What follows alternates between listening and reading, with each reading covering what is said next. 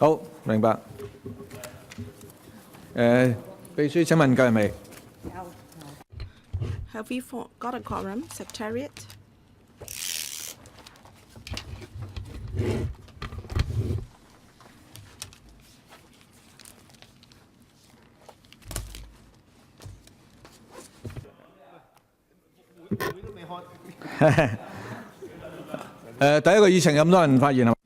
So, may I call the meeting to order, members of the panel.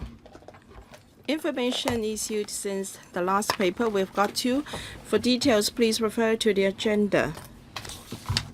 In relation to our overseas duty visits, now we plan to visit Finland, and I have discussed with the Consulate General of Finland in Hong Kong, and he welcomed our proposal and is of the view that September is an appropriate time, and I will continue this discussion with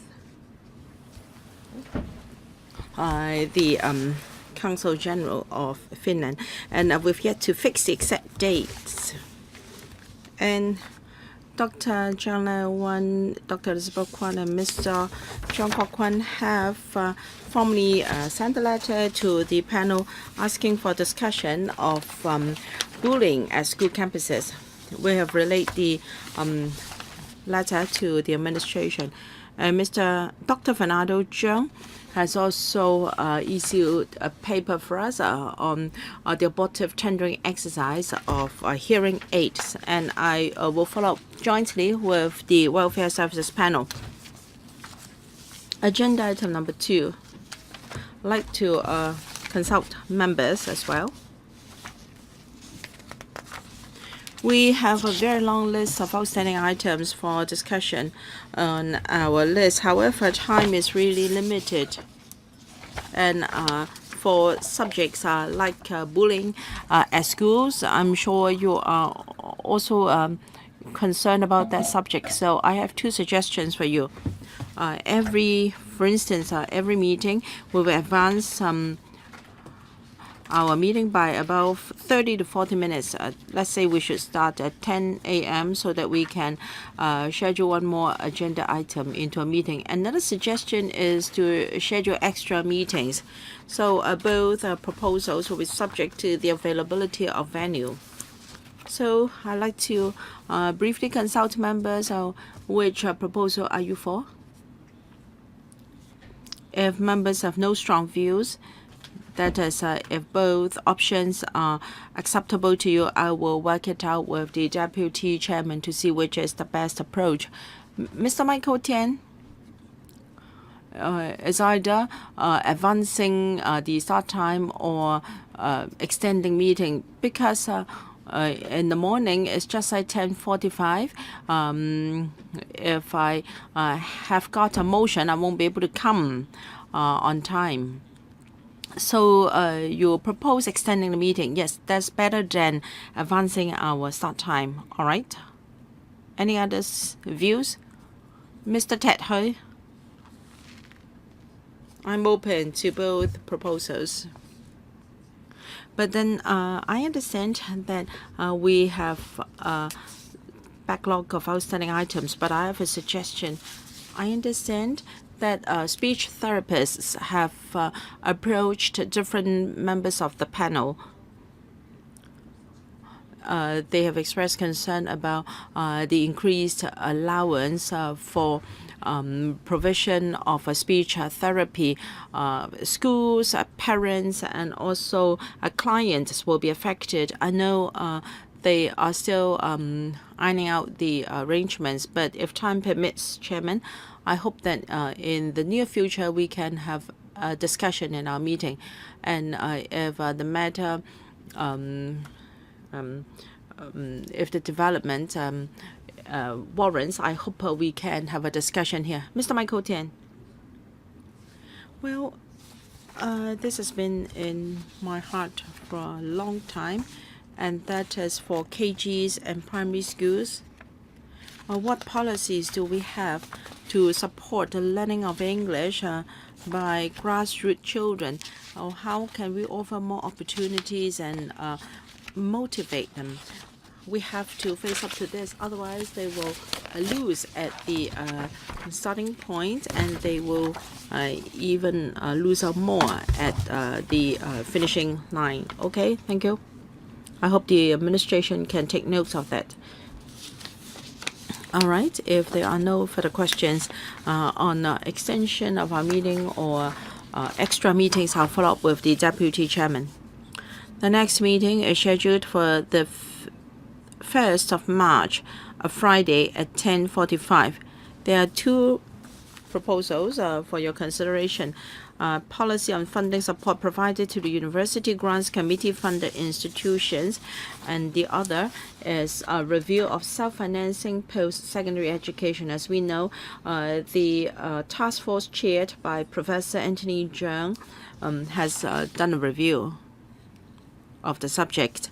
And for this item, we intend to invite deputations to express their views. I hope the number would be confined to a small number so as not to affect our proceedings. But I think representatives from the sector would assist our discussion. So if you have any suggestions, do let us know by next week so the Secretariat can follow up. Dr. Zhang Laiwan. Chairman, on Wednesday, we had motion on implementing diversified education. A number of members asked whether we can introduce international curriculum such as IB in secondary schools, so that students can be more creative and they can have more hands-on experience on various subjects. So can we invite the Education Bureau to have a discussion with us? I think they do encourage this policy. The question is how we can encourage this to be implemented more extensively. There were 3 members who opposed this proposal on Wednesday, and you were among one of the 3. But then we have to respect the view of the majority. So can the Secretariat make arrangements for us? All right, that's noted. It will be included into our list of outstanding items. All right, that's it for agenda item 2. So since we're going to extend our next meeting, we will add one more item to our agenda. The third item for today is planning for the provision of primary and secondary school places in the light of student population and related stabilization measures. Please invite the administration and deputations to come in.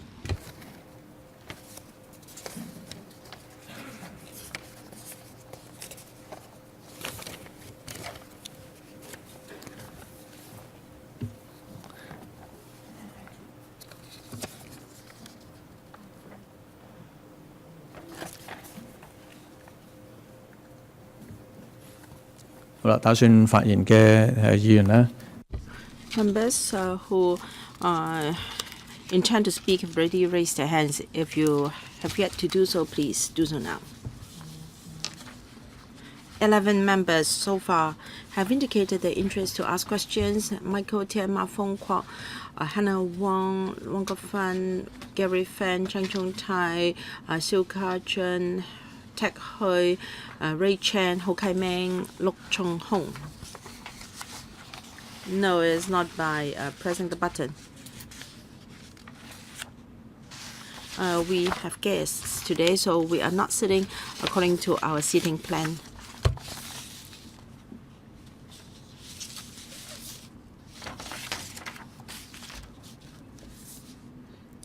I think we will have 3 minutes, up to 3 minutes for our questions and answers each.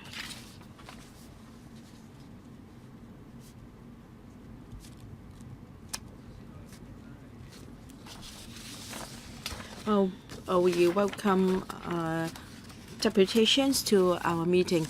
May I remind you that your written and oral submissions are not protected by the Electoral Powers and Privileges Ordinance. I'll first give the floor to the administration for a short briefing before I give the floor to the deputations and individuals. Thank you. Yes? Secretary, please. Thank you, Chairman. I'm grateful to members and school principals for attending this meeting. We have kept track of changes in the population and its impact on the planning in the public sector school places. We have always engaged the sector very closely, and we've taken corresponding measures to ensure that we have sufficient public sector school places to meet the demand, hoping that we can address the concerns of various stakeholders, including parents and schools. I have to point out that the Education Bureau has the responsibility to provide sufficient public sector school places for eligible school-age students. And we have the primary one admission system and secondary school places allocation system respectively. Well, because the population distribution in different districts varies, and in each allocation year, the supply and demand of school places in different school districts and school nets cannot be the same. And because of the Dragon year effect in 2003, we expected that there would be a great demand for school places in 2018-19, which is the peak, and will gradually slow down to a stable level. We have reached a consensus with the sector. Through flexible arrangements, we can cope with the transient increase in demand for school places, and these arrangements include borrowing school places from other school nets, use of vacant classrooms, constructing temporary classrooms, and deploying vacant school premises, and temporarily allocate more students to each P1 class.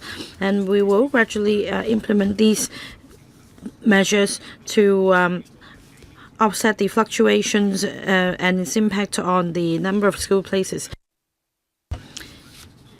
In the coming years, we envisage that the number of school-age children in primary schools would remain stable, and the demand and supply will largely be balanced. But for individual schools, there might be surplus teachers. 1 year ago, the Education Bureau already started discussion with the sector. In the coming years, for surplus teachers, if they cannot be incorporated under the existing mechanism, schools can apply for retention of surplus teachers for a maximum period of 3 years. After September, depending on the number of students, should there be adjustment to the class size, the number of students per class can be relaxed to 25, and this can be gradually introduced to cover P6 as well. The sector is also in agreement with these measures. For secondary schools, in the light of decline in S1 population, the EDB has continuously introduced a number of relief measures starting from 2006-07 school year. For example, we have relaxed the number of students allocated to each class to 34, and under the objective of sustaining the development of schools, stabilizing the teaching force, and maintaining the quality of education, we have further implemented a basket of targeted relief measures. In the light of demand for S1 places, in October 2017, the EDB further discussed with the sector and also announced a basket of measures, including the existing arrangements for S1 and also for the targeted relief measures.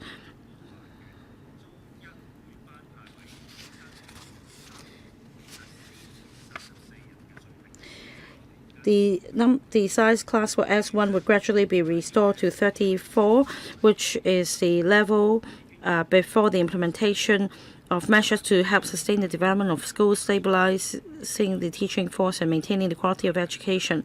The sector agrees, however, that such allocation arrangement will be suspended for 2018, and for Tai Po and North District, there would be 19 additional classes to cope with the demand. And in 2019, the SSPA will be resumed. As for the middle of the year school place allocation, we have reached a consensus with the sector. Apart from meeting the demand, apart from deploying school places from other school nets, it is agreed that there would be one additional place for each S1 class across the territory, and depending on the latest statistics and information, the Education Bureau will continue to discuss with different stakeholders to make sure that the number of school places can meet the demand, so that we can have a stable learning and teaching environment. We understand that there are different concerns from different stakeholders. We'll continue to gauge views of the sector and the stakeholders so as to balance their concerns and maintain the quality of education while sustaining the school's stable development and ensuring prudent use of resources. Thank you. Thank you, Secretary. I will now invite our guests to speak.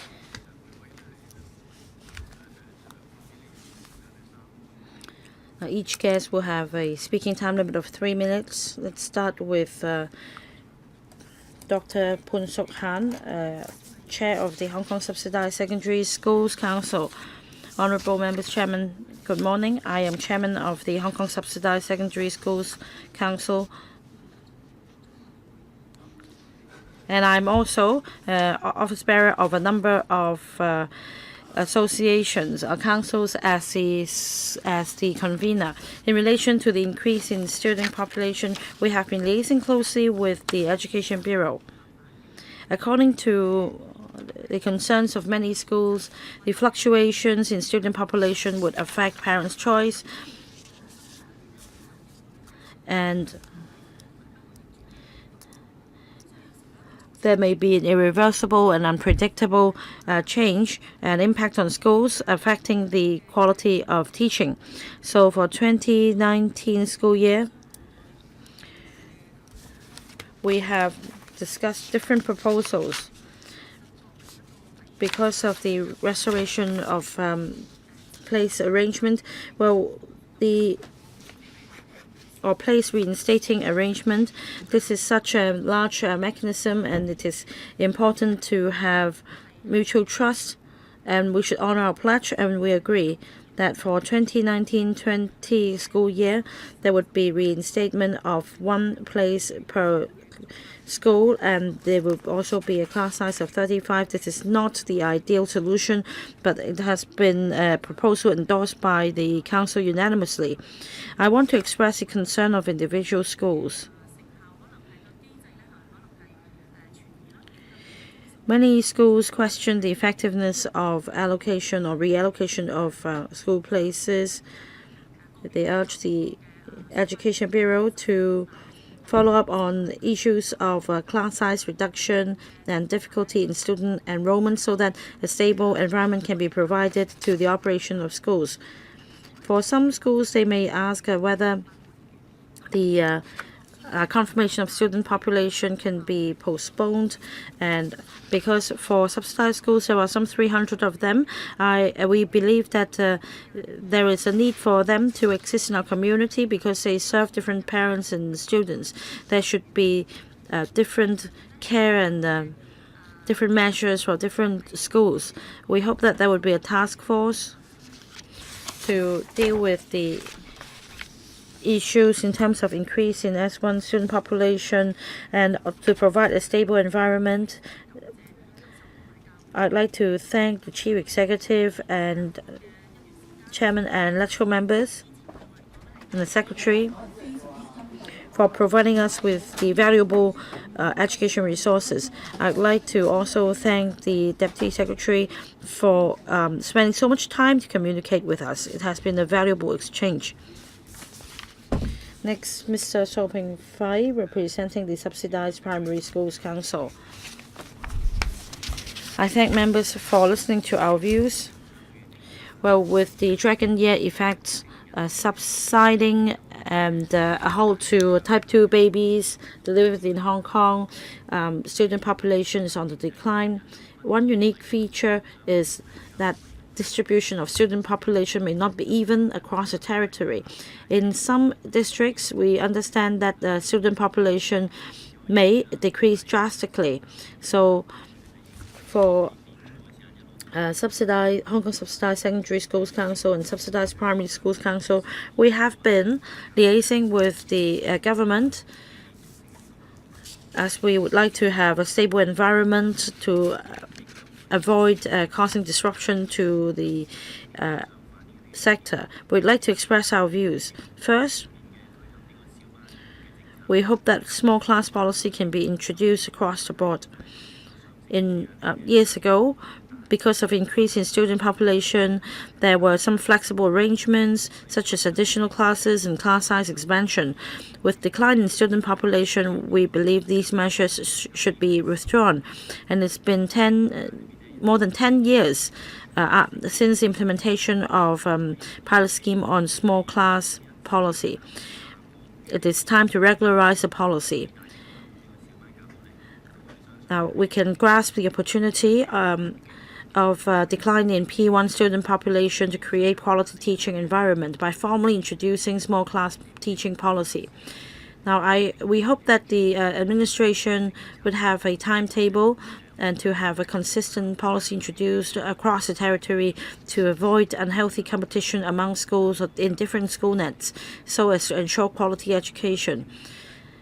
Just now, the administration also mentioned a relaxed and flexible criteria in improving classes. This has been the consensus reached after consulting the two councils. We also agree with this principle. For some small classes, there are 12 schools that originated from village schools, and these schools must not have more than 12 classes, and for each form they may only have one class, and they may not be able to benefit from the relaxed criteria of class reduction. Now, for these village schools, they have a history. They may also form part of the culture, and many village schools have standalone houses with large open space, and the teacher-student interactions are also very good. So I hope the administration will also consider giving discretion to these village schools. I'd like to thank the Secretary, Undersecretary and Deputy Secretary for listening to our views. Third guest, from Hong Kong Aided Primary School Heads Association, Mr. Zhang Yongbao. Just now, the Secretary and other guests referred to the government's measures in tackling the decline in P1 school-age population. And some of these measures have been implemented.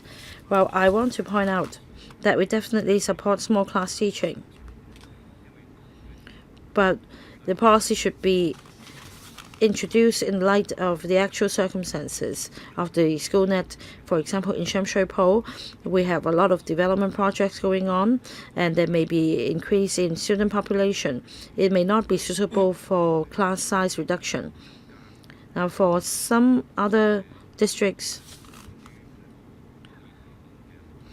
the school-age population may exceed the supply of school places. On the contrary, in some other districts, the school-age population may drop, and under such circumstances, can we consider setting some eligible criteria for schools in which school-age population in a district has dropped to be reprovisioned, so that the school can continue to develop whilst being supported by suitable size of school-age population.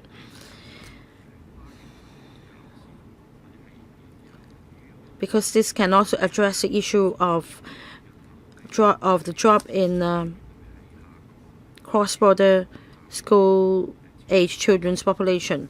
So perhaps the administration can consider a special arrangement for reprovisioning some schools. As for maintaining the quality of teachers or stabilizing the teaching force,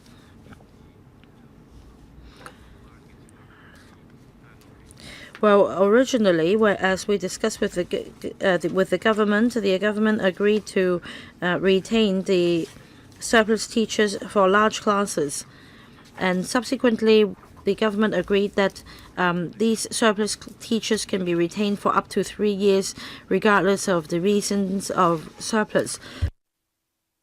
We hope that with a drop in school-age population, the government can still keep this arrangement. And finally, I'd like to thank the Secretary, the Bureau, and national members for showing concerns about our sector's development. We hope that we have a flexible class size adjustment mechanism. In principle, when there is an increase in school-age population, we would expand class size and have additional places in the long and vice versa. 博士。 Dr. Lau Wing Hong, from a secretary from the Hong Kong Special Schools Council. Thank you. Thank you for giving us the opportunity to express our views on this subject. We have submitted our views, and I'd like to highlight the salient points in our submission. We have to thank the Bureau because the administration has indeed provided new resources for the needs of special schools and has improved our establishment. As for the planning of special schools, the Council for many years would like to sit down with the Bureau and work out the planning together. But because of this imbalance in information available, the Council has some concerns about the future of special schools. We understand that there will be 3 more special schools for the mentally handicapped to be established, and then there will also be an reprovisioning of another special school. And so in terms of planning for special schools, there is room for improvement in the process. Now, for us, we enroll students by central allocation. Some schools are doing a good job and they are of high quality, but because of the central allocation arrangement, there is little they can do in improving their enrollment. We would like to maintain our good communication with the administration so that there can be participation on the part of special schools. I hope that the administration pay heed to our views and engage us. And we welcome the stabilization measures. Now we have got partly enlarged caste structures, and because of the registration situation in some districts, we have seen the reduction of classes. We hope that there can be consistent policies for special schools to take care of our professional team, including social workers, therapists, and nurses. The calculation basis should have transitional arrangements and mechanism like primary and secondary schools so that we can keep these are very dedicated professional teams in our schools. We have set out our views in detail in the submission already, and we are grateful to the panel for giving us the opportunity to speak here. Thank you very much for your very succinct submissions. I'd like to ask whether the administration has got any response here. Thank you. I thank representatives from the councils and the school heads for taking time out of their busy schedule to be here this morning.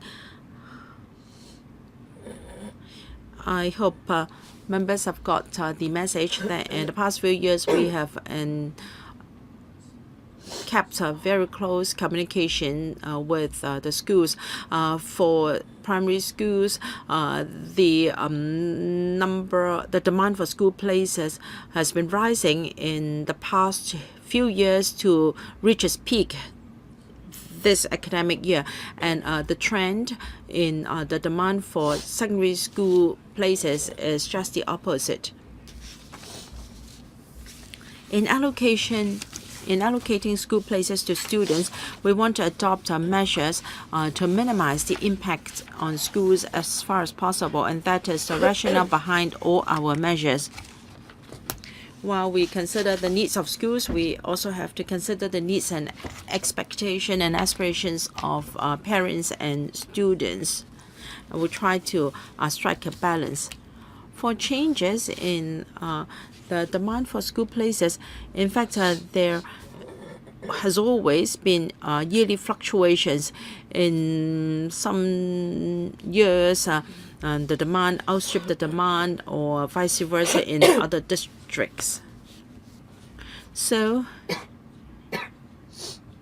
even though there are no drastic fluctuations, now, I think it is impossible to have no impact on schools in terms of demographic changes. Our objective is to minimize the impacts on schools as far as possible. Now, in the past 3 years, we have got contingency measures, and in primary schools, we have been allocating more students to schools and adding school places as well. We have fully engaged the sector. We will continue with this dialogue so as to take care of the interests of different stakeholders. Thank you. I now open the floor to members. Each member will have up to 3 minutes for questions and answers. Please note that we have got 4 motions already tabled, and we have to vote on them after all members have spoken. And when it is your turn to speak, do explain the motion you are going to move, if you happen to have one. All right, this paper is on demographic changes, but we do not see a lot of statistics in the paper. In the future, I hope more statistics can be incorporated in papers from the administration to assist our discussion. 11 members have raised their hands, and we have got 3 more. And myself, Arnold Keane, and Dr. Fernando Zhang have been added to the list, and I don't think we can afford a second round of questions. Mr. Michael Tian, thank you. Stabilization of school places in primary and secondary schools can have an impact on the quality of education. School heads of secondary schools have reflected to me that the demand and supply in different districts are not the same. And if you adopt across-the-board policy of allocating 34 students to each class, then this will further worsen the imbalance in demand and supply, and it would make some schools more difficult to enroll students. Now, if we do not adopt an across-the-board approach, how are we going to do it? I rely on statistics, but I fail to see any statistics in the paper. What can help me is the situation in the past 5 years. For each district, the number of places in each district, and also the number of students that have chosen those schools as their first, second, and third choices, respectively. With those data, I will be able to tell what are the districts where there is an imbalance in supply and demand. If there are districts, schools where that are not hardly sought after, by the students, then it's useless to allow 34 students in a class. At this moment, I don't want to debate on whether we should have an across-the-board policy or a flexible policy. Can you give me the data now? If we want a breakdown of allocation of places to different districts, that's possible, that is available, because this is just history and such statistics are available. I just want to raise a point for members to consider. The number of students in each district, well, the actual number can only be available at a very late stage. We have to wait until the application forms are in, because some may go for sub-DSS schools. It doesn't matter. I want the statistics for the last 2 years. Yes, I just want to advance this viewpoint. We have to be flexible after the actual demand is confirmed. If we only decide the number of places each school is allowed to provide, then there will not be any flexibility, and we have to be fair.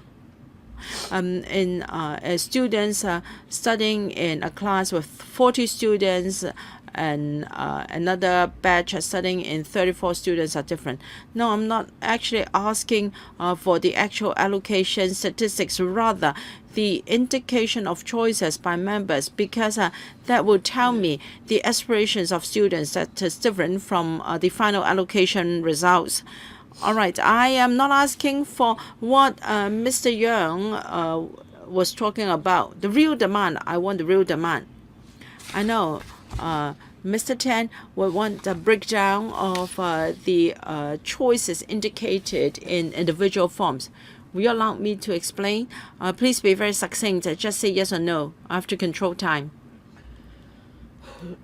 Under the SSPA, now, for the first part, that is unrestricted school choices, and then the second part is restricted school choices. So you won't be able to tell, because if you are from that district, then so you're saying that it is inappropriate.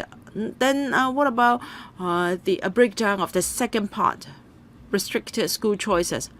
All right, go and see what I have. It is hard to dig out all the forms to compile the data. Now the second part, now for secondary schools, we are talking about the number of primary students in that school net. Please see what statistics can be available and let the Secretariat know as far as possible. Let me explain. I know this is complicated. I think you should tell Mr. Tian as well as the Secretariat for everyone's information. I really have to control time. I know we all want more time, but we are hard-pressed this morning. Mr. Ma Fong Kwok. After reading the paper, I'm a bit disappointed. You are talking about planning for the provision of school places, but when it comes to planning, in education in particular, it is directly related to demographic changes. However, there is no mention of this in the paper. You only talked about measures introduced in the light of views expressed by the sector and parents and teachers. But we live in an ever-changing city, and we have to make corresponding responses as a result of these changes. All right, in the past you have introduced stabilization measures, but that is not the ultimate solution. Now for the population policy, we know that we will no longer have babies born in Hong Kong to mainland women. And what about the 150 new arrivals coming every day from the mainland? And what is the demographic structure of that group of arrivals? you should have some idea. I think you should carry out some studies to assess or project the changes in the coming 5 years, and such data should be made available to schools as well. I'm of the view that school operators should be made aware of these changes. For instance, if there are surplus teachers, you allow a transitional period of 3 years. But what happens after 3 years? Schools don't know what to do. Education resources are limited. The secretary talked about the principle of fairness, but you can't really be absolutely fair, because that may lead to unfairness as a result of demographic changes. So you should have more long-term measures. If schools are under greater pressure because of those demographic changes, you should group these schools together and give them special measures. So what we lack is detailed studies of such matters. So I want to hear from the administration what it plans to do in the coming 5 years. Yes, we have some grasp of the demographic figures as available from census, for instance. The number of students are going to public sector schools, while we can't be 100% sure, we have some idea. Well, a few years ago, although the number of babies born in Hong Kong to mainland women were on the rise, we didn't build more schools because of the zero delivery quota, because we could expect what it would be like as a result of that policy. But because our school nets are so small, and with a reduction of a dozen or so students, that could have a major impact on schools already. So I'm afraid time is really limited. We have to reserve time for the secretary to respond. Next, Dr. Helena Wong. Chairman, because of demographic changes, you need to adjust the school places. For primary school, the student population will be reduced by 7,500 fewer than last year. So for the stabilizing measures, I want to know whether they can be implemented. And for small class teaching, will you continue to support its implementation in primary schools? For secondary schools, the type 2 babies have grown and they are entering secondary schools, and in 2019 there will be 3,300 students more. So there will be place reinstating, that is for secondary schools previously having the size of classes cut. The places will be reinstated, and it will be gradually reverted to a class size of 34. Now, if you introduce this measure across the board, some schools in remote districts such as Changchao may not be the preference of many students. If at the moment these schools are already having enrollment difficulties, will these schools face a heavy impact? Secretary, as I mentioned, change in student population more or less already bears an impact on schools. What we want is to minimize the impact on schools. Now, as mentioned in the papers and as mentioned by the by our guests, in the coming years, schools can apply with us for retention of surplus teachers for up to 3 years. Small class teaching is what we already have, and for some school nets, if we consider that the demand is not very high, we would ask the schools to implement small class teaching if they haven't done so. For secondary schools, planning for secondary schools is done on a territory-wide basis.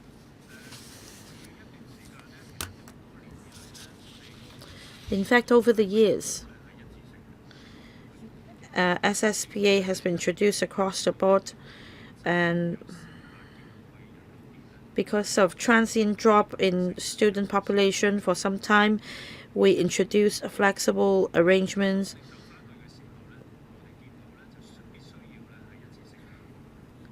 However, when during the drop in the student population, but as the S1 student population increases, we believe the class size allocation should be reverted. And this is not just a transient measure, but a long-term measure. Is it that you cannot take care of the differences in different school nets, or you just don't want to do it? I'm sorry, Helena Wong, you have no more time left. Mr. Lau Guofeng. I think I can call myself half an expert in relation to the allocation of school places. Over the past few years, I have been discussing with the Secretary on the issue of school places. I think this is particularly problematic with North District. School principals would go up to Lo Wu and different places on the mainland for student enrollment. And then a few years back, we had cross-boundary students overcrowding North District, and then we introduced the cross-border school net, which we proposed that, and it was finally accepted by the Secretary and supported by the sector. The cross-border school net could help alleviate pressure in the district. It could also help districts such as Tuen Mun, Tien Shui Wai, in which some schools may not have enrolled sufficient students. Now, with drop of student population because of decline in type 2 babies in Hong Kong, the pressure has been alleviated. Now, my question is, with fewer type 2 babies crossing the border to study in Hong Kong, I'd like to know whether the cross-border school net would be reduced for other school nets by proportion. At the moment, we also have cross-border school nets because at the moment we still have cross-border students applying to study in Hong Kong. But we have substantially reduced the number of places allocated to these school nets. For this year, for example, for cross-border school nets, there used to be 8 school nets in 4 districts, and as well as Tung Chung near the border. In the past, we also had these places in Wong Tai Sin and Cheng Yi. This year, we have not allocated places from these school nets to the cross-border school nets, and we also make necessary adjustments based on the student population data so that we can release more school places for local students. I support that because, as I was just going to say, you need to adjust the size of a cross-border school net because of demographic changes, and I don't think it is fair to introduce the enhancement measures across the board. Enhancement to the class structure, because in North District we have a larger student population, but so it would be unfair if we are forced to reduce class size or number of places. You need to be flexible. Mr. Gary Pham. I understand that last year you discussed with the sector and forged a consensus. So this year you're going to have different measures such as place reinstatement and class size expansion for Taipo to Yuen Long Sha Tin. I understand that there will be 35 additional S1 classes. I want to know what data you base this decision on in choosing these districts for class size expansion. Is that the figures you got from P6 student population? Because I understand that the situation in primary schools may not be the same as secondary schools. Some parents may choose schools outside the original school net. They may opt for better schools. I want to know whether your estimation is accurate and whether you will be subject to challenge. And did you base your estimation on the number of applications for discretionary places admission? For additional classes, we consider a number of factors. For example, the number of P6 students in each school net, and also, like Mr. Gary Fan said, during the DP stage, how many applications we received in preparing our estimation. In 2019-2020, we once proposed that the number of places reinstated should be 2 in order to meet the demand, but having discussed with the school councils, we cut down the number of reinstated places to 1. For school nets with keener demand, we propose to have additional classes. That is why, for the districts you mentioned, we could see that by then there would be a higher demand for S1 classes, and place reinstating alone will not suffice. And that is why we propose to have additional S1 classes for these districts. Now, the actual allocation result may be different from what we have estimated. It is true, because on the one hand, during the first stage, parents can opt for schools in other school nets and districts, and if the allocation is successful, then not all places of the 35 additional S1 classes can be filled. This is the difficulty we face every year. No matter how careful we do in preparing estimates, it's not really up to us to control the parents' wishes and the ultimate allocation result. Dr. Cheng Xiong Tai. Well, regardless of the reasons put forward by the Secretary, I'm not convinced, and neither are parents, etc., why this is the direction you're heading. Some school principals already criticized you. In fact, when you reduced the number of places, you adopted the school net-based principle. Why is it that now you adopt a territory-wide basis? I understand that this will be introduced in the 2019 school year.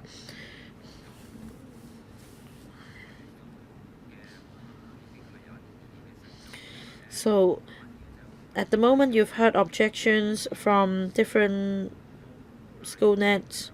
I'd like to know whether there are measures to minimize the impact. Say, if you have place reinstating in 2019 for Eastern District, Southern District, Kwai-Ching, Islands District, these districts are already facing pressure as a result of place reinstating.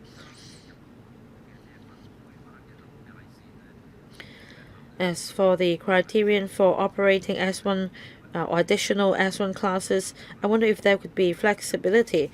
Say, if you have 25 students, you can operate 1 class, 26 to 30, 2 classes, and then 70 to 124 classes, so on and so forth. So, will you consider giving a range to provide flexibility, so that the class structure will not be reduced simply because of one students more or one students fewer? Now, second, can you consider the SSPA as a whole? Will you set up a task force with comprising council members, school representatives, and also FC members of this council, so that you set up a mechanism for long-term review and planning? At least there will be better communication, and you can avoid a backlash like you are having at the moment. Well, first of all, the allocation system has been put in place for many years. Now, for secondary schools, we do have a mechanism where we meet several times with school principals to discuss the mechanism. Like Mr. Poon just now said, this is the consensus that we've reached. We'll continue to do the same as we've undertaken. So can you give us a short response? Will you consider giving buffer to S1 classes? Secretary. Chairman, over the past few years, we have been allowing flexibility to reduce class size to 25. So you will not take a district-based approach. Next, Mr. Charles Mock. There are fluctuations in student populations in different districts, and definitely you need to adjust your policy. About the place reinstating arrangement, many school principals in different districts find it problematic. In fact, 2 days ago, some 20 school principals from 5 districts met with counselors. In a closed-door meeting, they expressed concerns and grievances, and they also explained the differences in different districts. For Islands District, for example, student enrollment is a thorny issue. So if you introduce a blanket policy, it may not be fair. It may not be the best for schools and students. So you need to adjust your policy. Secretary, you keep saying that this is the established policy. How many years ago was this policy set? Is it really necessary to follow an old and established policy in order to achieve fairness and equality? Another comment I wish to make is that just now Mr. Michael Tian mentioned that there should be more data available. I support that as well. Well, Secretary, just now you explained that there may be other factors that we need to understand as part of the data. But Secretary, if you release data, we understand that we need to consider the data comprehensively. We do hope that the data can be perused not only by experts within the government but by everyone. Maybe we will be convinced after analyzing your data, so that there won't be a preconceived stance that data should be kept to yourself, or that there may be reasons put up as to why you don't make the data available. So, Secretary, your response? Chairman, yes, all policies can be changed to suit the times. However, in school place allocation policies, too many stakeholders are involved. In addition to the general public, we have to take care of the aspirations of parents, teachers, and schools. Yes, of course, there is always room for adjustment. If you would like a discussion of whether the current allocation system still serves the community, we can do that, but that is going to take time. In our meetings with school heads, we've already shared some data with them. As for whether the data can be published, we'll have to discuss with these school principals first, because some of the data may have a labeling effect, and we have to discuss with school heads as to the manner in which such data can be published. If school heads are okay, then we will do so. Mr. SHIU Ka-chun, of course, school heads are very courteous and very gentle, and I will ask some questions on their behalf. In 5,336 P6 students will take part in the SSPA, up 3,300 more than what it was last year. And then there will be one more student added to each class of all secondary schools in this academic year. But some school districts are saying that this will worsen their student enrollment situation, and I'd like to know how you are going to tackle that. And some school heads said that the school reinstatement policy has been implemented in a rush. For instance, on the 17th of December, when they met with school heads, they mentioned the policy, and some school heads indicate objection on the 18th. However, on the 29th of October last year, the proposal of place reinstatement was announced and was determined to press ahead even though there was objection. So is it just to serve the will or the wish of officials only? And I would like to seek some data on the number of school places available from all 18 secondary schools, and also the number of students in each class, and also the number of students in these districts. I'll see if my colleagues can provide the data now, but we have the responsibility to provide school places for all applicants of public sector schools. If you ask me, the number of school places in 2018-19, that is the same as the number of students we have. And as for the additional places added, that will be the same as the number of classes we have. And these we can work it out for members. Every year we try, in our discussion with the council, we'll try to provide more data as far as possible year on year. But every year we have to make up for the gap.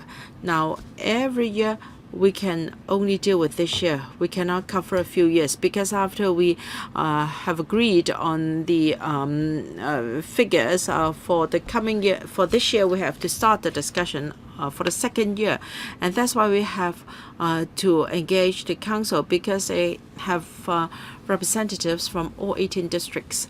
May I remind members that if you ask too many questions, there may not be enough time for the officials to respond. Mr. Tetoy. When we talk about population planning and also the supply of primary and secondary school places, I think it is the government's policy to minimize the impact on schools as far as possible, and to ensure that students can find places for education. Yes, there is nothing wrong with this, but I think we lack another policy. Isn't that we want to implement small class teaching while we are trying to plan for the provision of places. We understand the student population is going to fall gradually. Should we take that opportunity for introducing small class teaching? The secretary said that in schools where student intake has been lower, you will start with them first. Does that mean that in primary schools you can only have partial implementation of small class teaching? The policy adopted by the administration will not make it possible for all primary schools.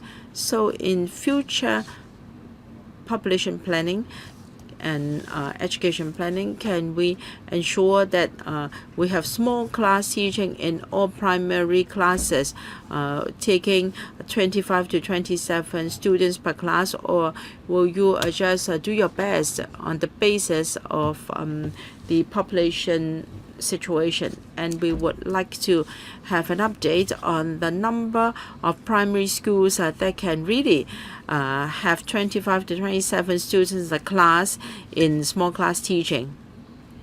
Well, for small class teaching, we've always said that when actual circumstances permit, we will implement small class teaching. The prerequisite is that we have sufficient school places for primary students. If there are districts or school nets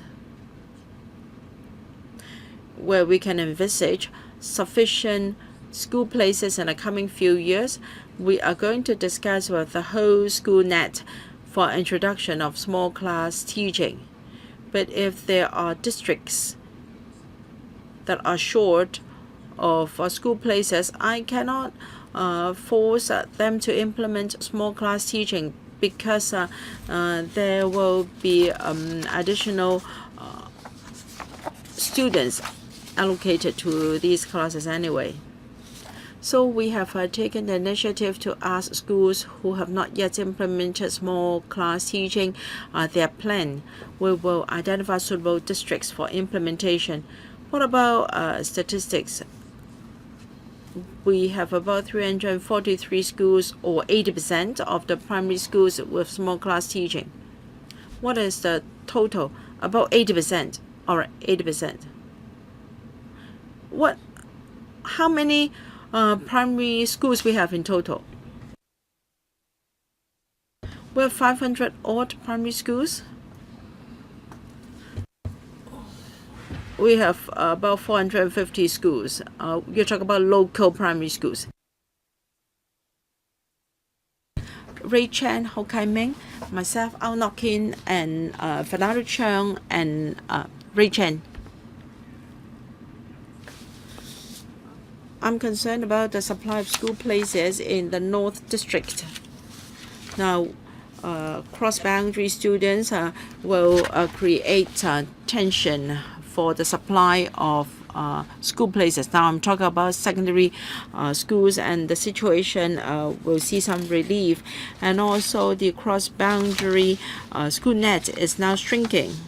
But schools or parents are concerned that when cross-boundary children compete for school places, then our children with local parents may have to attend school in another district. So I'd like to know whether the Secretary is aware or has any projection on the districts preferred by cross-boundary students. I understand that this is something beyond your control and you may not be able to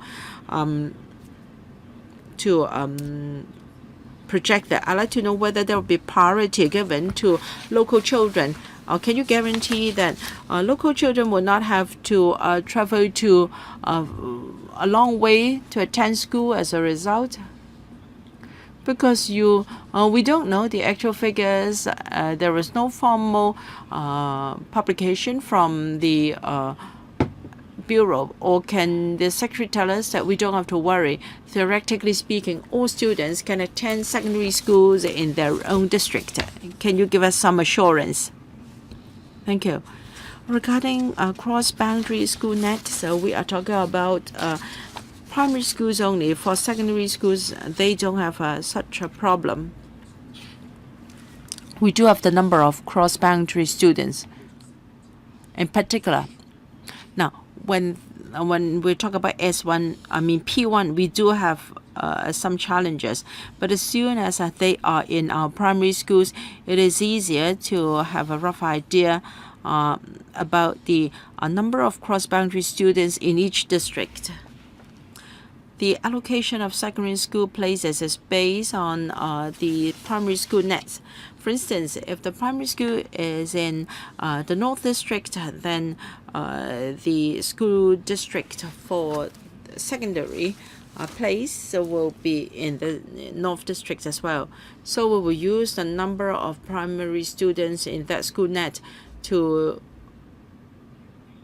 compare with the amount of places in the secondary schools. The North District is a bit challenging because we have seen more students in the NT, in the North District in the main. Now, in the coming year, because we have decided to reinstate one place to each class, so in the NT, such as the North District, we will have to add classes. Mr. Ho Kai-ming is not in the chamber, so I'll go first. I have heard some suggestions from the panel, and I want the Secretary to respond. Or rather, I've heard some suggestions from the Council. For instance, they've said that there will be place reinstatement in the coming year. I think we should set up a subcommittee or a task force to tackle this problem. And in response to Mr. Cheng Chung-tai's question, the administration was non-committal saying that you would use the traditional approach, and you also said that it is not really that rigid. So do you have any plan to review the school allocation systems for both P1 and S1 places? And some members mentioned the question of small class education. Now, this is not just about having the right opportunity, but also a matter of policy. Now, you allow primary and secondary schools to choose whether to adopt small class teaching. And the secretary said that in districts where places are sufficient, that will be discussed. But can you ensure that so long as the conditions are ripe, you will implement small class teaching, because the current progress is too slow? Chairman, in the past few years, we have seen steady rise in the number of P1 students. So the progress of implementing small class teaching has been slower than what it was. Now, there is no U-turning of policy. Rather, it is because of the actual circumstances. We've always said that when the conditions are ripe, small class teaching will be implemented. So when circumstances permit, we will discuss with schools, because their schools may have some practical issues we have to understand first. Otherwise,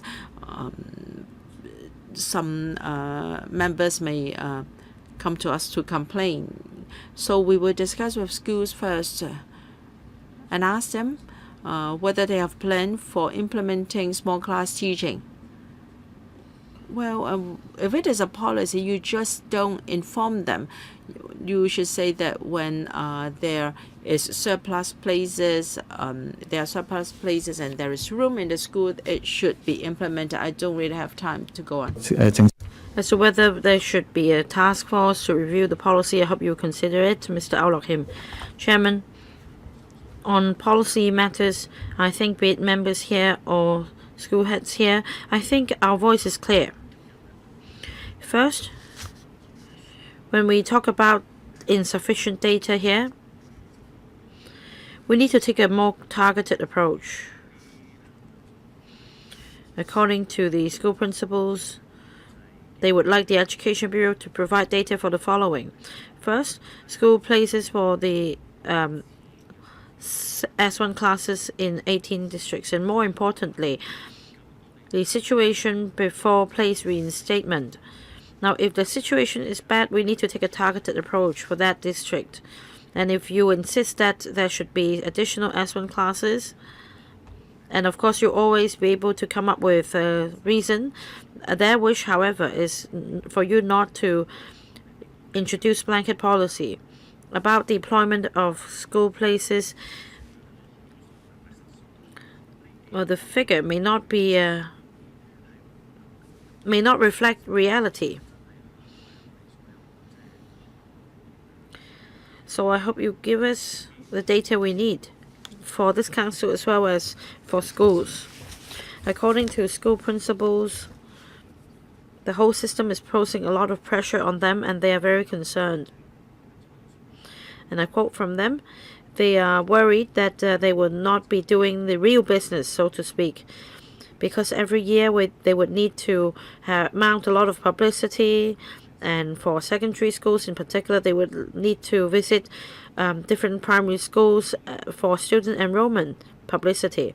And also they need to conduct yearly review, and they are also always concerned whether there would be sufficient students enrolled for S1 classes. So first of all, can we address the issue once every 3 years instead of every year? Because you should be able to have projection of student population.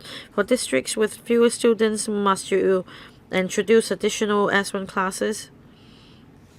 So I'd like to have your views on these questions. So, Chairman, Mr. Al-Rahim referred to a lot of questions at different levels. It's really difficult for me to answer within the speaking time limit. Just say yes. Yes, we will do it. We'll continue to engage the councils and see how we can help individual districts. But you have really made a lot of points. I may not be able to do all of them. However, we'll definitely look after the needs of districts at the same time, balancing that against the overall place allocation arrangement across the territory, the parents' views, and also our responsibility of providing school places. Well, Secretary, in your review exercise, these are the questions that you can deal with. Dr. Fernando Cheung. After Dr. Fernando Cheung, I need to proceed with the motions. This is about student population planning and school places. There is so little data available in the paper.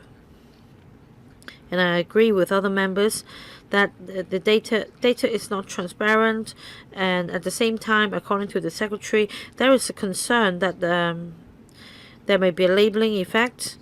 I don't quite understand. Perhaps, Secretary, you should explain to us what you mean by labeling effect.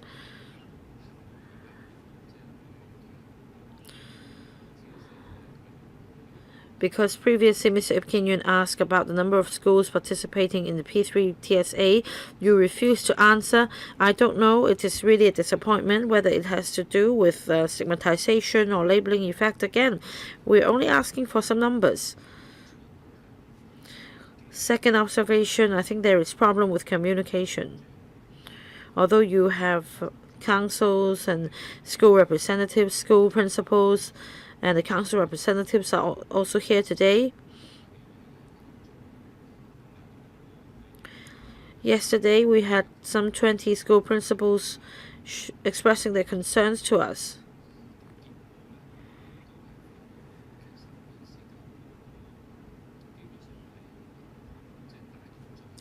Although there was a dialogue, the outcome is that after all, the ultimate authority lies with the Education Bureau, and it's really up to the Education Bureau to take action. This is a top-down communication that is not effective. On small class teaching, I have a motion. I hope that this can be introduced across the board for primary schools as well as secondary schools. Now, I'm also concerned about special schools. According to Mr. Leung, and also from their submission, I understand there is a problem with communication. It is suggested that there will be 3 special schools for the mentally handicapped. As for the student enrollment, there is a problem, and there is also a problem with the School for Social Development. So in the coming 5 years, what is your estimate in relation to the distribution of student population among these schools? Can you give us the figures? Chairman, we'll go back and find out our assessment about the special schools, because we may need to apply for funding with LegCo in due course. Now, we need to, say, build a new special school in Tung Chung, because there isn't one in Tung Chung School Net or in the vicinity. That is all about planning. Even when there is no shortage of places, we need to plan for the needs of residents nearby. It's not just about a number. Now, the honourable member asked about special schools and what is the basis for undertaking these development projects in these districts. I can give you the figures. Members refer to figures and data. I hope the administration can give us sufficient information, because the information can facilitate the discussion now. We have 4 motions that have been tabled. We need to deal with them one by one. We should have a quorum now, so we can vote on these motions. I would invite the movers to read out the motions and then we can vote on the motions. Dr. Helena Wong, the first one. I urge members to support it. Because of fluctuations of student population, schools should not bear the brunt because of such fluctuations. This panel urges the administration to set up a committee comprising school heads and school teacher representatives to study a systematic adjustment mechanism with proper planning and adjustment so that school system can be stabilized to avoid impact brought to the ecology of schools. Those in favor? Those against? Please raise your hands. All right. Those abstaining? This motion is unanimously endorsed. Next motion moved by Mr. SHIU Ka-chun. This panel urges the government to properly handle the transitional measures rolled out, such as partly enlarged class structure, limited time-limited schools, and additional places, and the impact brought to the school school system, so as to make sure there is stable development in introducing stabilizing measures in primary schools, drawing reference from secondary school models. Those in favor, please raise your hands. Those against and abstaining, I see that this is unanimously endorsed. Dr. Fernando Zhang, third motion.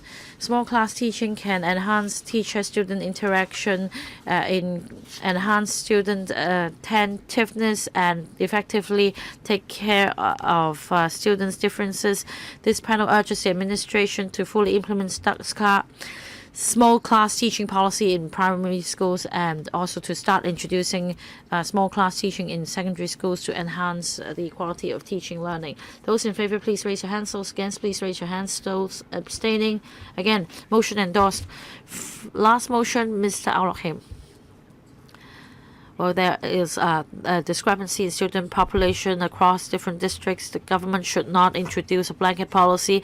This panel urges the government not to hastily introduce the relevant measures, such as place reinstating and additional S1 classes, and just because there is a slight increase in school-age population for secondary schools, and the government should adopt a district-based approach, and the original class size should be frozen if there is enrollment problem after introducing place reinstatement in some districts. Those in favor, please raise your hands. Those against, please raise your hands. Abstaining. All four motions carried. That's the end of this item. And thank you for coming to our meeting. Next item. The 30 classroom secondary school at site KT2E Development at Anderson Road, Kwun Tong.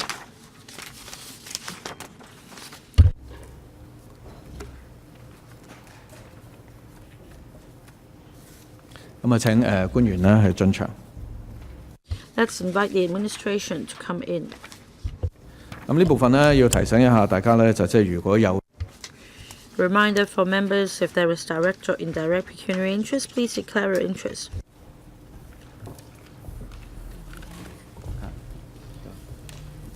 呢部分呢，我哋亦都有收到呢兩個議案嘅嚇。咁 We've also received two motions.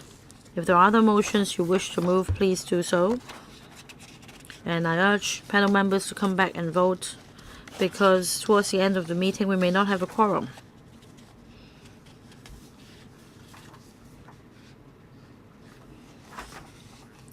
Let me welcome the administration and Dr. Choi.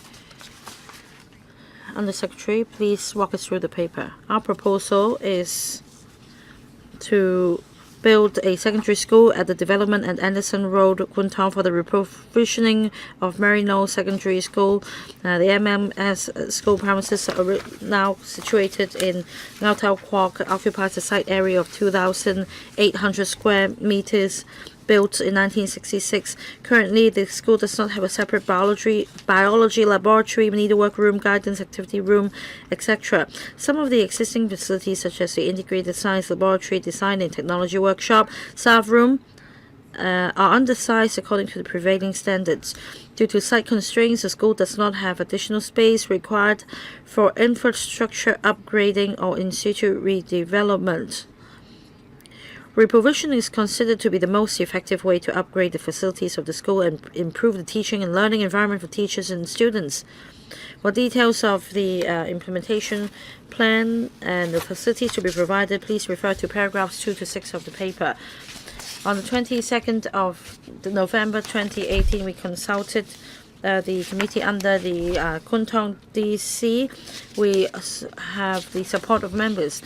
With the panel's support, we plan to submit the funding proposals to the PWSC and FC of LegCo in March and April 2019 for funding approval. Subject to the funding approval from FC, construction works are expected to commence in the third quarter of 2019 for completion in the second quarter of 2022.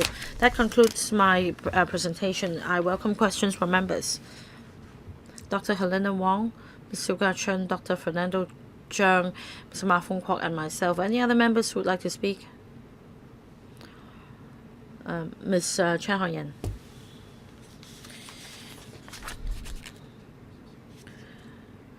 Well, we have ample time for this item, so each will be given 4 minutes. Dr. Helena Wong. Chairman. This is about the reprovisioning of an existing school from its substandard school premises so that the site can be vacated for other purposes. You set out the details, the number of classrooms, activity room, etc. Is there a schedule of accommodation for standard school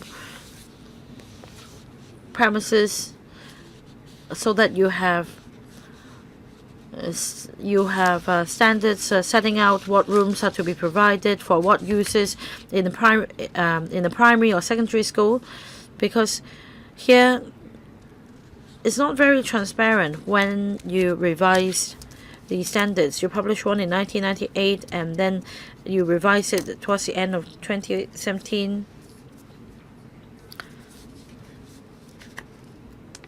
As for the list of furniture and facilities for newly built school premises, the list is quite outdated. Some AV facilities such as projector or VCR machine, these are already outdated. We rarely use projectors nowadays.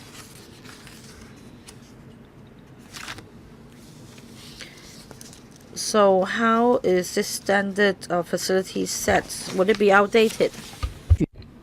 And what about the drinking water safety scheme? Is it included in your facilities? We ensure that there is internal water supply system so that there'll be water fountains or dispensers within your school premises to provide safe drinking water.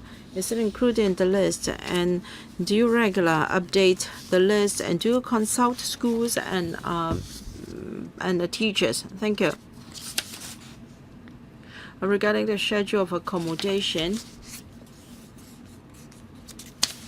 for new school premises, well, the facilities here are proposed according to the proposed schedule of accommodation. The ASD and schools can then communicate on the facilities to be provided and modified according to the site conditions and the needs of the school. And the standard facilities included in the schedule of accommodation will be added into the design. As for the size of individual rooms and facilities, and there is about a 10% leeway for adjustment depending on the characteristics of the school.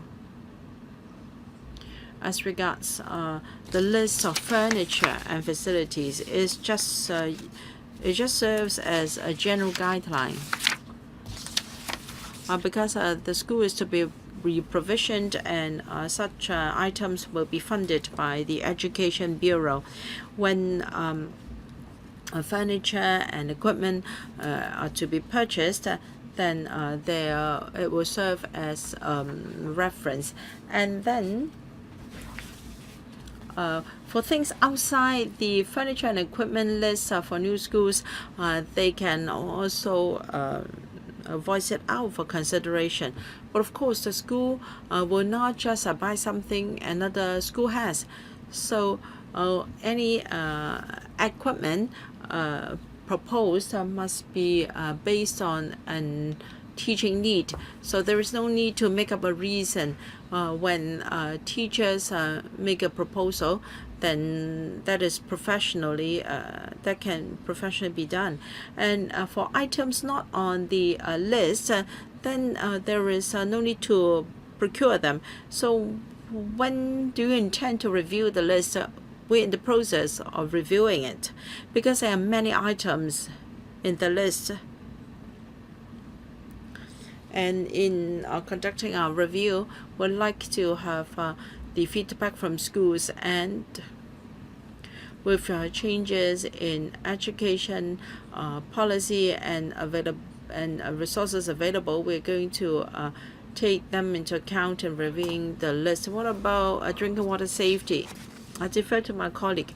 Thank you. Regarding the drinking water safety scheme, we understand that there is concern over the water quality of schools, and schools are now very vigilant, and relevant guidelines are provided to schools by the Bureau from time to time. And for newly constructed schools, to safeguard the health of students, we have a separate water tank for drinking water made of stainless steel to ensure water safety. What about water dispensers and fountains? Will that be covered? We provide a number of water dispensers on the list, but I understand that some schools may want to have more. And as for the water safety drinking scheme, it is a voluntary scheme, and we encourage schools to take part. Mr. SHIU Ka-chun, when it comes to the Anderson development area, well, will there be planning for social facilities in schools? It is really a very poor situation. There should be 4 KGs and 3 primary schools and 1 secondary schools. Population intake has started in Anderson development, and there are now 50,000 people living there with kids. And because the schools are not yet ready, many students have to attend school in another district. Can you give us a timetable on the number of schools already completed and to be commissioned, and those in progress, and for those expected to be completed by a certain date? Can the Undersecretary give us a clear account of such things? The Marino Secondary School is a re-provisioning project, not a new one. So the school has already got its own students. For Untitled Estate and Untitled Estate, do you have any projection of children there that need school places? And for those who have to attend school at on-TAT and on-TIE housing estates, the local community is very concerned about the traffic arrangements. How are you going to address their transport needs? Thank you.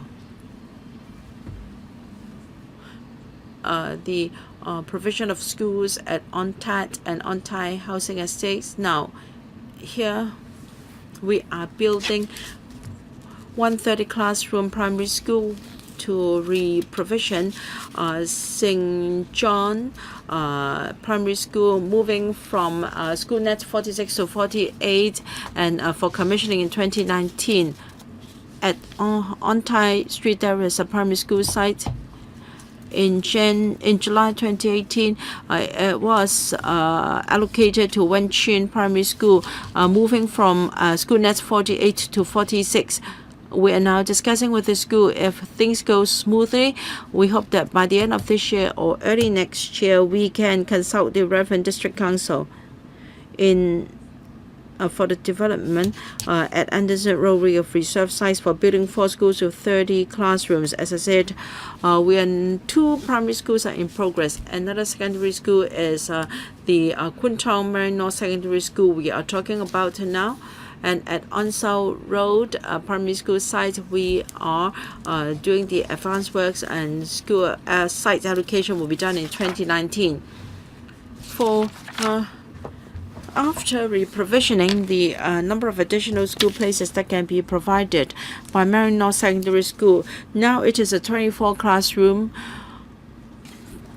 school, and upon reprovisioning there will be 30 classrooms. That means we can have another 200 school places as a result.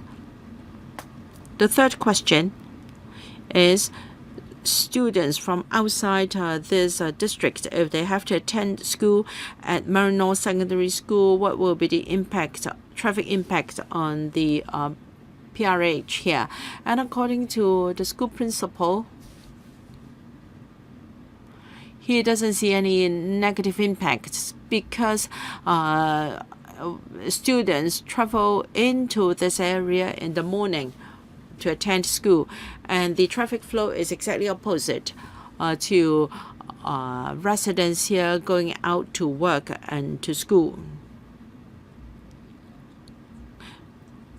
Well, even if the trips take place at the same time, most students will travel by public transport to attend school here, and they are from the vicinity.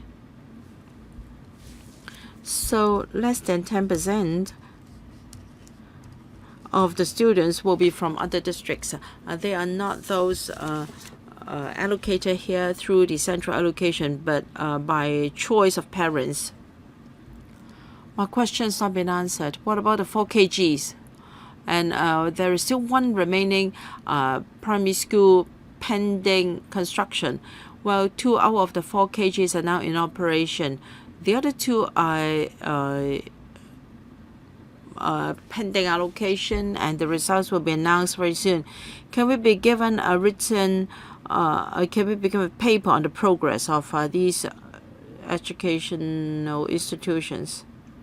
Well, the Undersecretary said that there will be more school places here to alleviate the shortage, and yet Mr. SHIU Ka-chun is asking whether we have sufficient school places here. Dr. Vanadu Zhang, for many PRH estates, schools can only be commissioned after population has started intake for a while. I think there's something to do with the planning of the planning department. The department considers the supply and demand of school places on a district basis. Of course, they consider the administrative arrangements and also the need of schools. But what about the needs of residents? I think they are accorded lower priority. As a result, all over the years, we have been seeing this. Residents started there as pioneers, and they had to travel to school far away, and it's only after a few years that schools can be provided there. If it is a re-provisioned schools, then the existing students had to travel a long way to come to this school. I think education department officials are rational, but I hope they can put the needs of residents first. Let their needs prevail over that of your administrative arrangements. Well, of course, pleased to see that this school which is over 50 years old can be re-provisioned.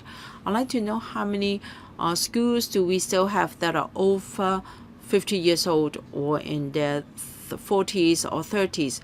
A few years ago, there were 28 matchboxes schools yet to be re-provisioned.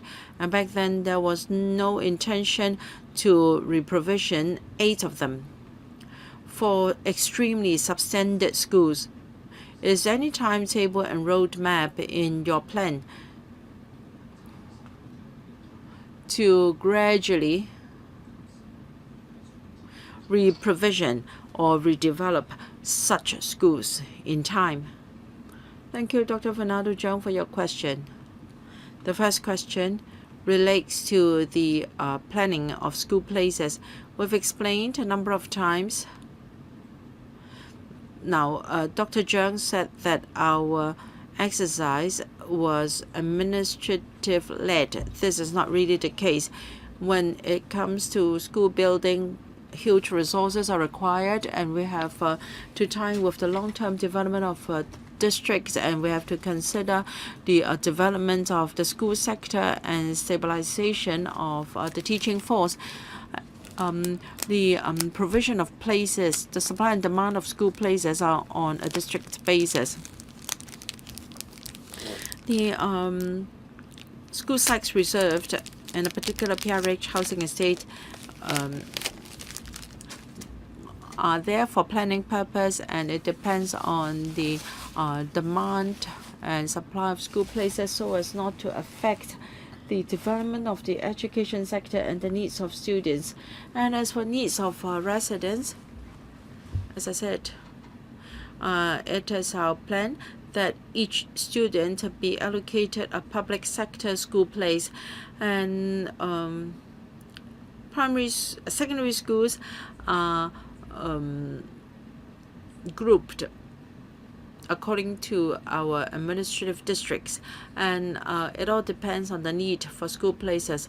In Kwun Tong, how many schools are over 30 years old? If I remember correctly, there should be 11 and 26 primary and secondary schools respectively over 30 years old, and they were built at different times. We have Ma Fong Kwok and myself and Chen Ho-yen, Chung Kok Ban waiting to speak. Mr. Ma Fong Kwok isn't here at the moment, so it's my turn. Just now you mentioned a serious issue. In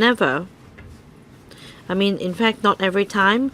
I've seen some improvement recently, but very often we see population intake of an estate having taken place before the school construction is finally completed. According to the paper, the school premises won't be completed until 2022 to serve the community, which means that for residents already moved into the district, they cannot use this school. Now, according to Undersecretary, there are many reasons for consideration, and we should better handle the issue. But judging from common sense,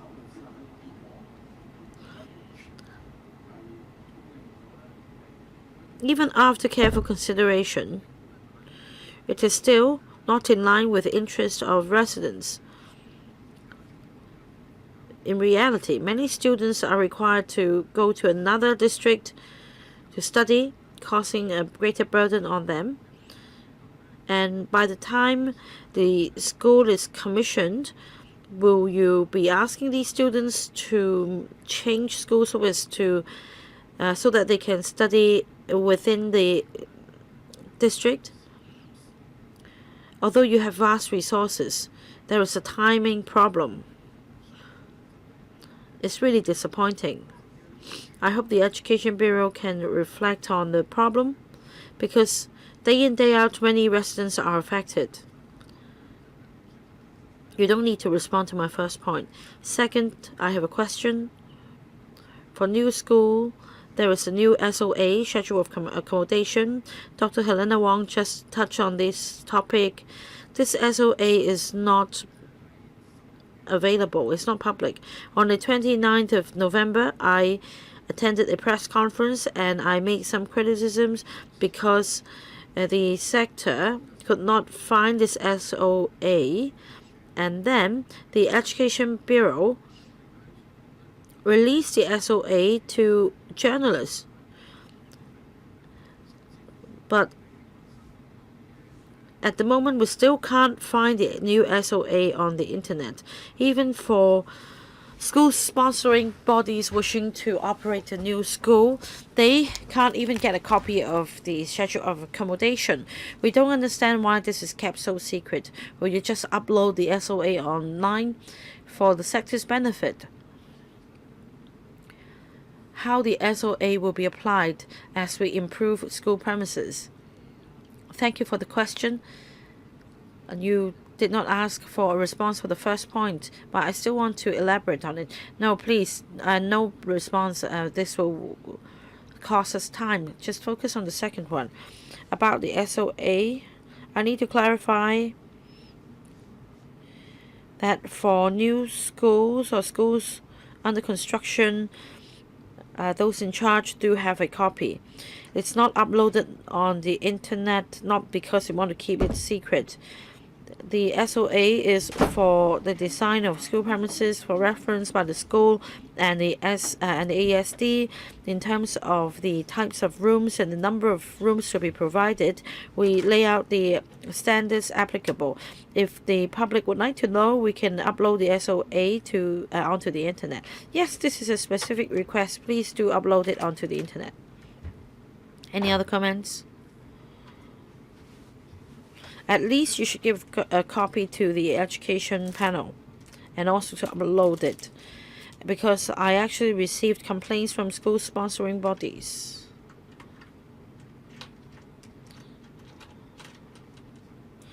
I hope that in the future we won't see a repeat of a similar incident. I don't know whether you are going to you were going to provide the SOA to the school sponsoring bodies. Well, if there is misunderstanding between us and the schools, we'll be happy to follow up on the matter. Yes, please provide us with the SOA and upload it on the internet. Ms. Chen Hao-Yen is not here in the moment. Oh, you're here. Sorry, didn't see you. Yes, please. Thank you, Chairman. I have 3 questions. First, on supporting transport facilities. For on-TAT and on-TAI estates, according to government estimate, there are 50,000 residents together with population in the vicinity during morning rush hours. We know that the roads are really congested, leading to Peng Shek estate in the MTR station. Can you assess the traffic impact?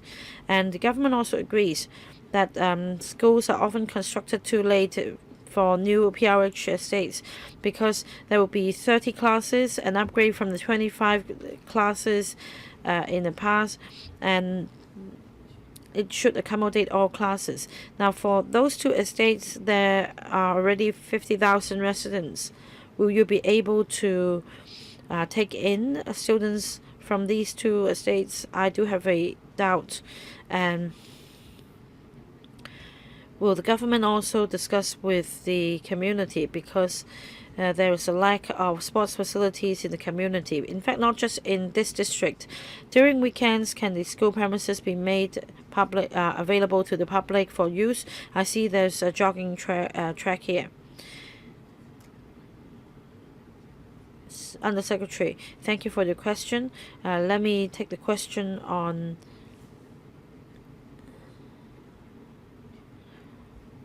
transport facilities. This is in fact the same question. Why isn't construction of the school synchronized with the population intake?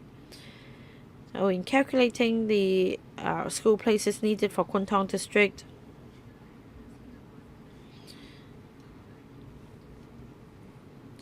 if there is a surge in demand at the same time during construction of or reprovisioning of the schools, we would definitely provide the places. At the moment, we don't see an apparent surge in resident population, and reprovisioning the school would already meet the demand in the community.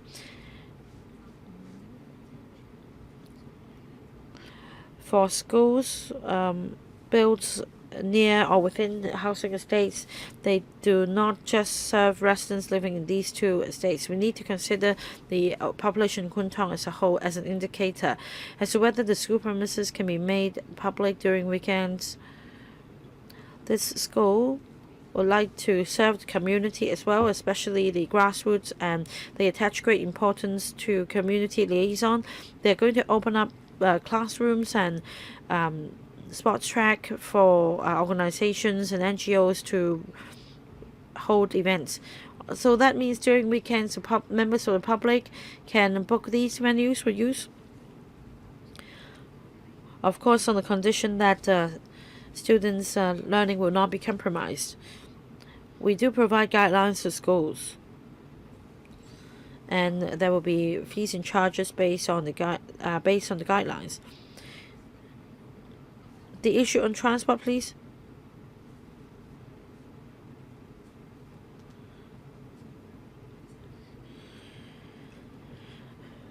On transport, for the developments in Anderson Road and Ontet Estate, in our planning we already included schools development. So during the TIA, we already included the impact brought about by the commissioning of these schools. According to information we have at the moment, there will not be significant impact on the traffic in the district, especially when this is a secondary school. Students will take public transport to and from school instead of private cars, so on. We also understand this is also a concern from members that the residents in the area are not very happy with the traffic there, and we have liaised with the transport department. For example, there will be more frequent headways for public transport, and for minibuses the number of seats will be increased from 16 to 19 to alleviate the demand. There will be two motions that we need to vote on in a moment. After Mr. Horace Cheung has spoken. Mr. Horace Cheung, Chairman, will you let us take a look at the first motion? You haven't received it yet? I suppose they've been distributed. I haven't received anything. So would the staff please distribute the motions to Mr. Horace Cheung and reset the timer, please. Of course, reprovisioning a school with substandard school facilities should be supported. Just now, you mentioned that some school facilities would be open for use by the public. I support it as well. I have two questions. After provisioning the school, I understand for the vacant school premises, this will be dealt with under the existing mechanism. I'd like to have more details. Do you have a timetable? Can you speed it up? Will the site be left idle after the school has been reprovisioned? Because it will be a waste of resources. Second point, just now many members already asked this question on overall planning. For schools and hospitals, the public always feels that residents will have to move in and wait for many years for the demand to go up to a certain level objectively for facilities to be provided. It is very inconvenient for residents. I'm not just talking about this school, but the whole or the whole policy. Take this as an example. This estate has 50,000 residents. How many school-age population are we talking about? You should have had an estimate before population intake of these projects. If you have had advanced planning, you should be able to meet the residents' demand. Under Secretary, for the old school premises, this will be dealt with and disposed of according to the existing mechanism. After a review, if it is found that there is no demand for the premises to be used for teaching, it will be handed back to the government for disposal. As for the planning for new school or reprovisioning of schools. Take this as an example. This estate has a 50,000 resident population. We need to consider school-age population. And we also need to consider that these students may not all be S1 students. They may already be studying in Kwun Tong.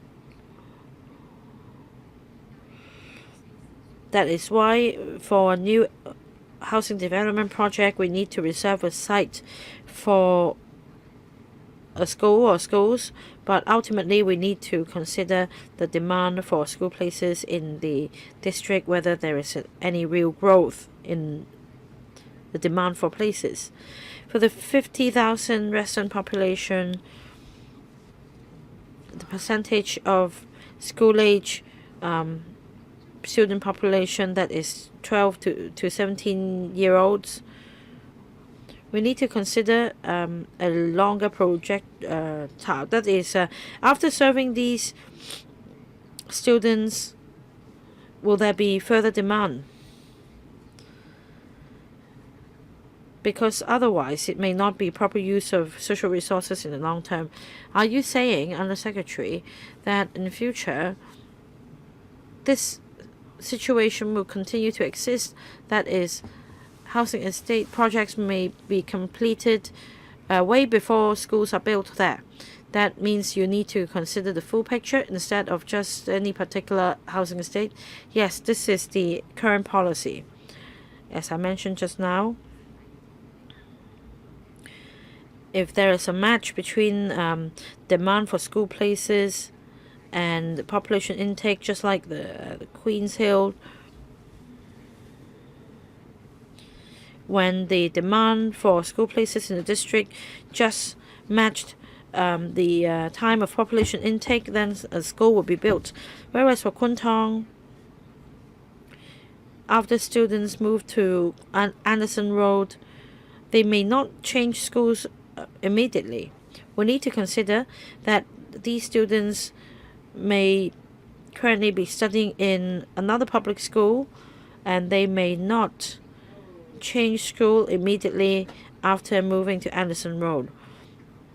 In other words, we need to consider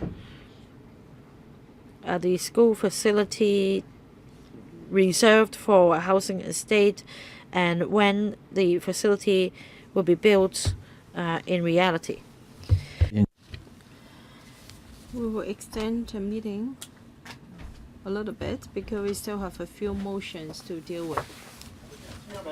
Regarding the replies from the Secretary, I think we may have some follow-up or queries. And I understand that primary school is a bit different from secondary schools, but if we have the opportunity, we will try to explore this in the future. We don't have a quorum. If you want to vote on this motion, then we have to ring the quorum bell. Dr. Fernando Zhang? All right, the quorum bell will be rung for 5 minutes.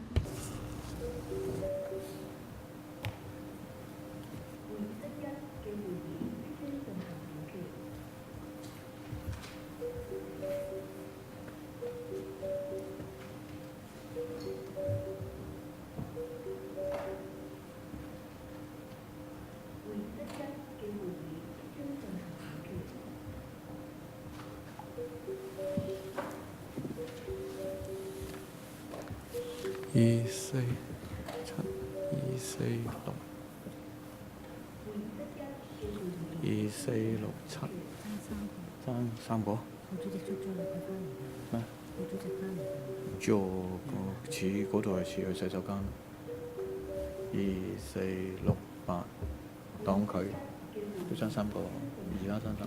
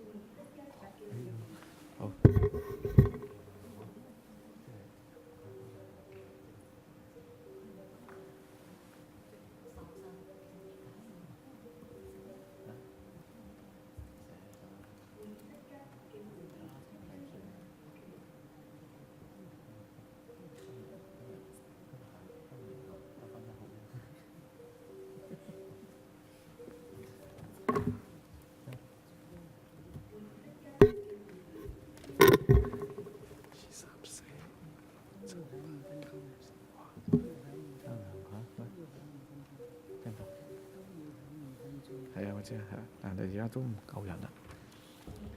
2、4、6、8、10。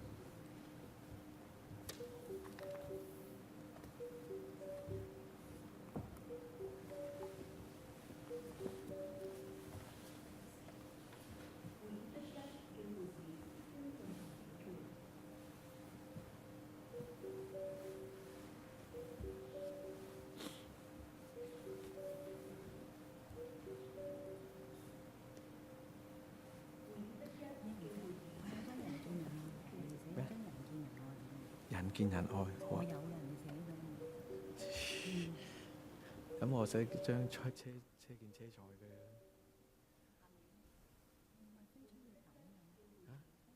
徽章要特，唔係徽章冇所謂嘅，係啊，你貼咗幾日你就可以搣得嘅。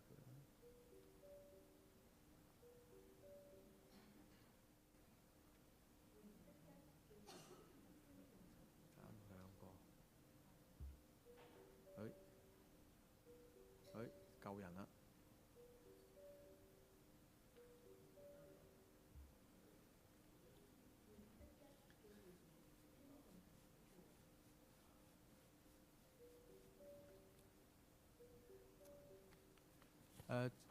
趁呢個時候呢，我哋即係。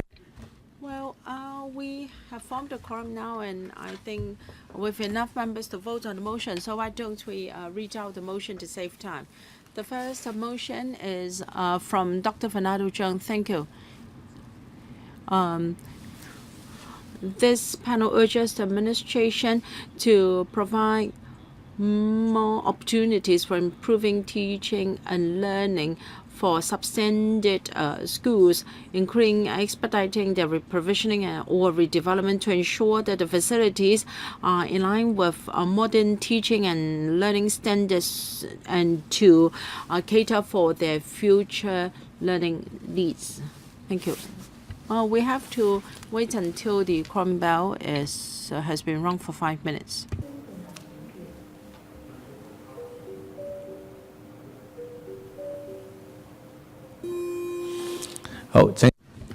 For those in favor, please raise their hands. So we've all raised our hands. Just a formality. Those who oppose, please raise their hands. Any abstentions? So the first motion is passed. The second motion is from Dr. Anna Wong. Please read it out. This panel urges the Education Bureau to update their standard furniture and equipment list for new schools and schedule for accommodation in a timely manner. And to enhance transparency, such updated information should be updated to the Bureau's website for the schools and the public's inspection. And the relevant view should be completed ASAP so that school facilities can be modernized and suited to the needs of teaching and learning. Those who are in favor, please raise their hands. I will not ask whether anyone is against the motion because you've all raised your hands. So the second motion is passed. No AOB. Then the meeting is adjourned. Thank you.